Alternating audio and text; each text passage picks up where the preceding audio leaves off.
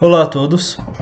Hoje trago mais uma construção no GeoGebra, que foi feita também como uma proposta de atividade para o curso avançado de GeoGebra, né? Ou geogebra.com.br. E a ideia dessa atividade era que a gente criasse alguma programação partindo de uma necessidade de estudo, ou de ensino, ou de pesquisa. A minha proposta aqui é o estudo sobre frações e como a fração ela pode ser representada também numa reta numérica. Então, a necessidade que vejo é que muitas vezes os alunos eles acabam interpretando a fração como parte de um todo, mas é difícil a associação ali com uma reta numérica, com números, né? Então, eles visualizam que uma fração, por exemplo, meio é metade de um todo, mas é difícil eles compreenderem que o meio é o exato valor entre 0 e 1. Então, a minha proposta aqui é que isso seja um pouco mais palpável para o aluno que tivesse a oportunidade de mexer aqui. Então, eu separei em duas janelas. Hoje, na primeira, tem algumas condições, né? Eu tenho que estipular os parâmetros, a quantidade de lados que tem o meu polígono, que eu vou fracionar. E aqui eu tenho um controle deslizante que ele tem 3 etapas, onde que eu consigo expandir as frações dentro do meu polígono. O que acontece aqui, eu vou voltar como quadrado inicialmente e deixar isso aqui no início. Então, se eu expandir aqui, aumentar um pouco, ele vai criar divisões no ponto central, né, entre os dois vértices que tem aqui. E se eu aumentar mais uma vez, ele vai criar mais um ponto entre esses dois pontos e vai criar um segmento de reta até o meio do polígono, né?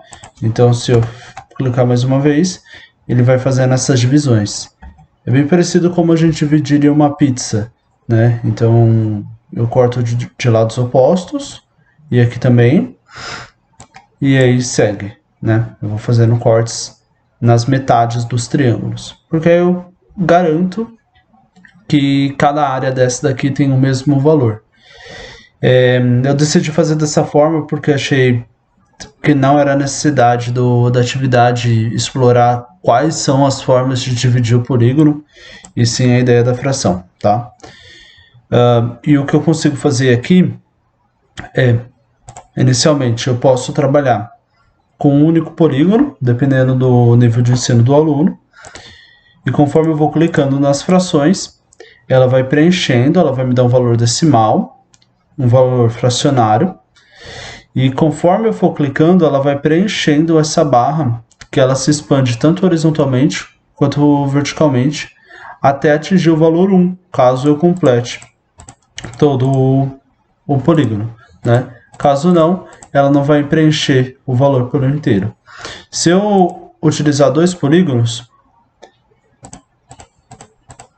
e preencher algumas frações, quando eu preencher a seguinte, eu tenho uma soma entre o valor que está em azul até o valor que está em vermelho. Então eu sei que meio mais 0,4 é quase 1. No caso aqui, eu também tenho o resultado de uma soma que é calculada, que é 9 décimos, certo? Então, conforme eu for preenchendo, eu vou tendo valores, e aqui também tem um sistema onde que a barra vermelha, caso seja maior, ela vai estar mais alta do que a azul, então eu consigo visualizar que esse valor que está aqui é maior que esse valor que está aqui, né? Também tenho o botão limpar, que eu posso utilizar para limpar mais rapidamente a construção.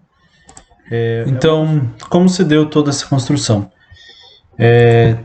Como levou um bom tempo para ser feita, eu trouxe um resumo, que também é a descrição da minha atividade no módulo do curso.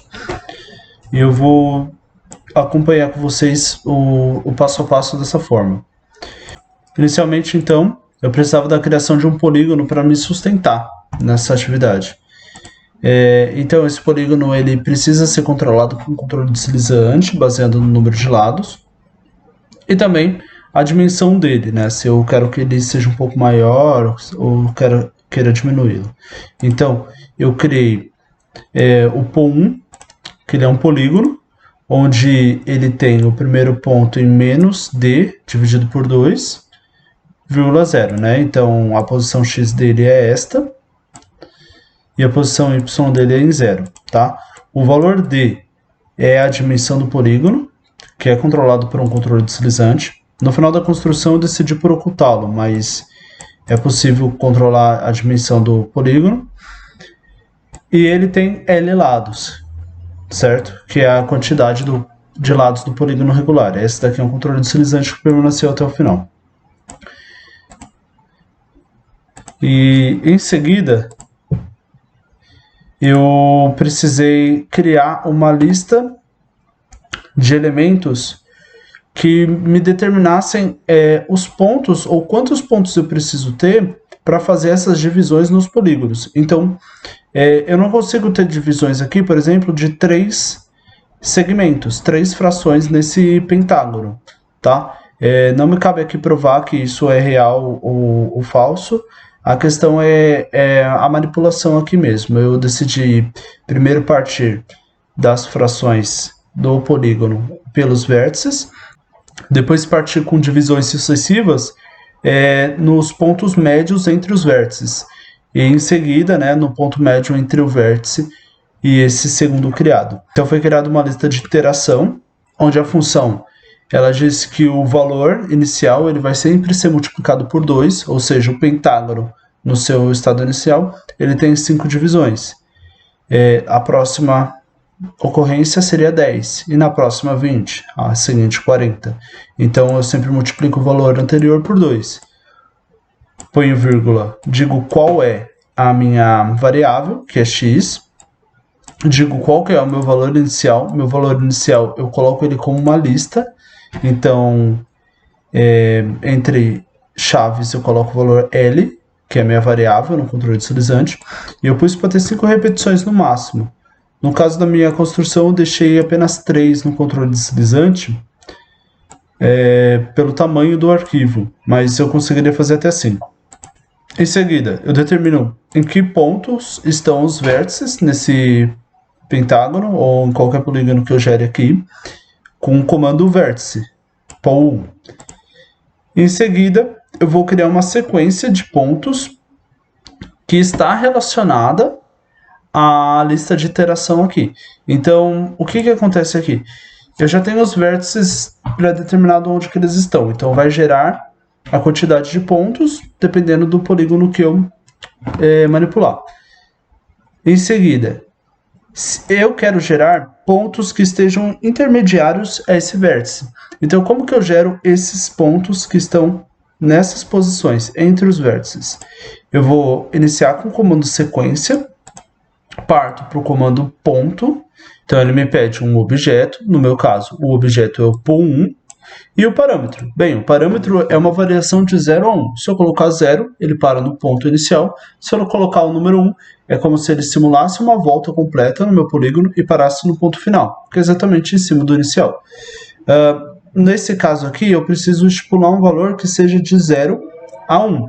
Nesse caso, i é o valor da minha sequência, a minha variável na sequência, dividido pelo elemento da lista 2 na posição f. A lista 2 é a lista de iteração e a posição f é o valor que eu determinar no controle deslizante, que representa a quantidade de divisões que eu vou fazer ali. Em seguida, o comando sequência ele pede qual a variável, qual o primeiro termo da minha variável, então a minha variável é i, o primeiro termo é 0, e ele vai variar até o elemento da lista 2 na posição f, da mesma forma que está aqui. Certo? Então, até então, eu já tenho determinado onde estão os pontos que vão dividir o perímetro do meu polígono. Em seguida, eu preciso encontrar o centro de gravidade, que não tem muita dificuldade. Então, eu determinei o ponto A igual ao centro de gravidade do PO1. O passo seguinte é uma sequência com a variável polígono, onde que eu quero que esses triângulos, que são as frações do meu pentágono, eles sejam considerados como polígonos. Tá?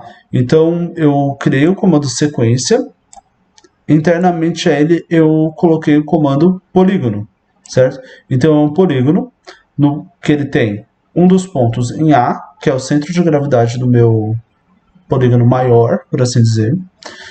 O segundo ponto dele é um ponto pertencente à lista 1, que é a lista de sequência de pontos, o que a gente acabou de determinar, na posição I. E em seguida, o próximo ponto também é um elemento da mesma lista, só que é o elemento seguinte, é o I mais 1.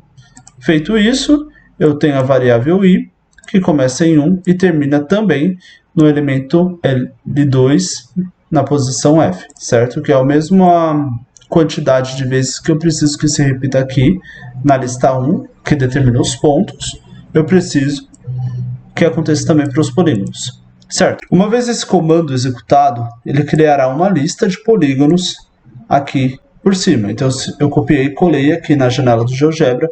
Vejam que ele já simulou a posição que os meus polígonos estariam. Mas, aqui eu não quero que ele seja tratado como uma lista. Cada polígono aqui, cada triângulo, ele tem uma representação individual. Então, eles precisam ser tratados individualmente. O que eu preciso fazer aqui é utilizar o comando executar, que ele vai criar uma programação interna no GeoGebra para repetir a mesma sequência que você precisa que ocorra, que é essa sequência da lista 4, só que para cada elemento diferente. Então, aqui em cima foi criada uma sequência que ela se repetiu uma certa quantidade de vezes, que aqui ela varia, né? Pois é elemento da lista 2, posição F. Mas eu precisaria que cada vez que isso acontecesse, fosse colocado um valor numérico nessa posição. E para isso acontecer, eu preciso executar esse comando, executar. E eu trato todos os outros comandos que estão internos aqui em sua nomenclatura em inglês. Então, sequência ficou sequência, polígono ficou polygon, ou polygon, e elemento ficou element. E toda expressão que eu precisar que seja diferente da expressão anterior, eu vou precisar colocar como texto, então eu coloco uma aspas entre ela. Então aqui, antes de iniciar o comando polígono, eu coloquei uma aspas, e assim que encerrou o comando polígono, eu coloquei outra aspas aqui, certo? Então eu tenho uma aspa aqui e uma outra aqui. Ok? Eu preciso que a nomenclatura de cada um seja diferente, então seria P e mais um valor, certo? P1, P2, P3. Para isso que acontecer, esse elemento aqui, o I, ele não pode ser tratado como um texto. Então eu preciso colocar ele entre aspas, mas também entre esse símbolo de mais. Isso vai fazer com que o GeoGebra reconheça a variável, o I, como uma variável. A mesma coisa eu vou ter que fazer em todos os Is, né? Exceto esse aqui que eu precisei colocar o I mais 1 entre parênteses para ele considerar todo o valor. Faço todo o restante da sequência da mesma forma que foi feito aqui, né? E executo. Então, uma vez que eu copiar esse comando aqui e clicar em executar, ele vai criar esses polígonos individualmente, certo? Ainda não pintados, mas ele vai criar esses polígonos individualmente. E eu criei essa sentença também, que ela vai gerar a mesma disposição, porém ela vai ser arrastada 10 unidades em X, né? Então ela vai 10 unidades para a direita aqui no caso. Foi isso que aconteceu nessa segunda sentença aqui. Vou até abrir a minha janela de álgebra aqui para mostrar essa parte. Então aqui os meus polígonos eles são tratados individualmente, né? Cada um é um polígono diferente. Agora eu preciso que isso daqui seja pintado toda vez que eu clique. Para isso eu preciso criar uma lista que determine isso. Por quê? Sempre que eu clicar nesse polígono, eu quero que ele parta para dentro de uma lista e quando eu clicar de novo, ele saia dessa lista. E sempre que isso acontecer, quando ele entrar na lista, a própria programação vai reconhecer que ele está lá dentro e vai escurecer o polígono. E, o contrário, ele vai tornar mais transparente, tá bom? Então, eu primeiro criei duas listas, que é a B, que é uma lista vazia, e a C também é uma lista vazia. E depois eu preciso clicar com o direito em cima do polígono em propriedades, na aba programação, ao clicar. E aí eu inseri esses dois comandos. O primeiro comando C, ele diz que o índice de P10, no caso aqui eu peguei o exemplo do polígono 10, tá? Acabei abrindo 9 aqui. O índice D, ele pede um objeto e uma lista. Então, o objeto é o P10, ou P9, P8, o polígono que você escolheu aqui para editar, você vai precisar fazer isso com todos, tá? Então, você vai pegar o P10 na lista B. Se esse polígono dentro da lista B for maior que 0, então ele vai executar esse comando, que é um definir valor. Ele vai definir o valor na lista B para remover o P10 da lista B. Ou seja, quando eu clicar aqui, se esse polígono estiver dentro da lista, ele vai ter um valor maior que 0, que ele tem uma área real. Estando dentro da lista, ele vai ser removido da lista. Mas se ele não estiver dentro da lista, ele vai ser adicionado. Então, defino o valor na lista B, anexar na lista B o P10. Então, ele vai jogar dentro da lista B o valor dessa área. E em seguida, esse daqui se executa em primeira ação, tá? Acontece bem rápido a programação, mas ele executa primeiro esse e em seguida esse abaixo. Que se dentro desse mesmo índice, note que a expressão aqui é a mesma de cima. Se ele for maior que 0, ele define o preenchimento para 0 de P10 para 0.7. Ou seja, ele vai ser quase 100% opaco. Ele vai ser 70% opaco. E se ele estiver dentro da lista e não for maior que 0, então ele vai definir o preenchimento para 0.2, que é quase transparente. Tá? Então o que acontece aqui é, se ele viu que o elemento está dentro da lista, o polígono fica escuro. Se ele viu que o elemento não está na lista, ele fica claro. A ideia é essa. É até interessante a gente explorar um pouco melhor, olha. Se eu clico nesse triângulo, ele adiciona um valor, o valor da área, dentro da lista B. Se eu clico aqui, dentro da lista C. Então, conforme eu vou adicionando, ele vai criando novos elementos dentro da lista C, se, né, eu estiver clicando neste aqui, no vermelho. No azul, mesma coisa, né, só que cai na lista B. A diferença das listas é porque eu preciso delas separadas para criar esses retângulos aqui, que a gente já vai ver. Bem, partindo, eu preciso, em uma outra janela, criar um botão que limpe tudo isso quando eu precisar, certo? Então, na janela de visualização 1, eu criei alguns botões, certo? Esse primeiro é um botão que ele oculta o segundo polígono vermelho, e esse botão limpar, que é o que entrou em questão aqui, tá? Então, o botão limpar, quando eu clico nele, se eu tiver qualquer coisa preenchida, e eu clicar em limpar, ele vai carregar e vai limpar todo o programa. Feito isso, né? Vamos ver em propriedades. Aqui também na aba programação. Ao clicar, está todo esse comando que também está aqui, certo? Então, inicialmente eu coloquei atualizar construção, abre e fecha parênteses. Seguindo aqui, ele executa uma sequência, e aí a sequência é da mesma forma que eu precisei demonstrar para vocês antes. Eu preciso colocar em inglês o termo. Então, é set filling, né? Ele vai pegar o elemento P1, P2, P3, enfim, P mais a variável, né? Mais a variável. E ele vai determinar que a transparência desse polígono é 0.2, como eu configurei aqui também para os outros, né? Quando eu clicava de volta, a transparência passava para 0.2, que é o claro, né? O azul claro no meu caso. Aqui o rosa claro. E aí ele vai repetir essa variável i de 1 até 1000, né? Eu coloquei 1000 aqui, não era necessário, eu poderia colocar um outro valor. Eu poderia colocar exatamente o valor que estava ali, mas quis manter como 1000. Em seguida, ele vai executar também o comando sequência, só que ao invés dele fazer uma alteração na transparência, ele vai alterar a cor.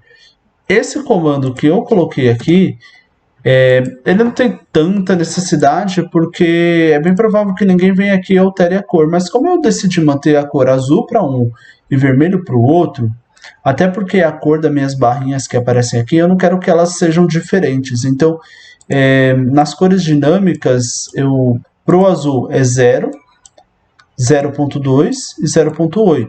E aí ele vai executar isso da mesma forma que executou na linha de cima, só que mudando a cor. E aqui esses outros dois é o mesmo processo, só que para o vermelho, tá? As últimas duas linhas, elas definem que o valor da lista B e da lista C sejam vazios. Então aí eu inicio o programa novamente, né? Quer dizer que se eu clicar no botão limpar, eu volto a transparência do polígono, eu volto a cor do polígono e eu defino as listas que dizem para mim se o polígono foi clicado como vazias. Ou seja, reinicio o programa, tá? Em seguida, eu precisei criar mais algumas coisas para gerar esses quadriláteros aqui, né? E na verdade eu acho que essa aqui é a parte mais simples, né?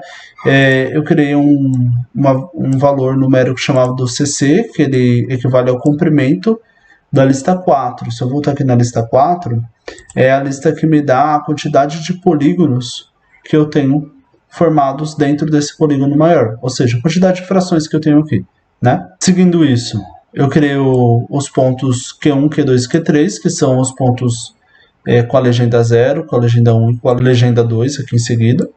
E depois eu determinei quais são os pontos do meu polígono, certo? Mas como esse daqui é um caso mais simples, eu só vou deixar eles aqui para que vocês também possam analisar. É isso aí, gente. Obrigado. Até a próxima.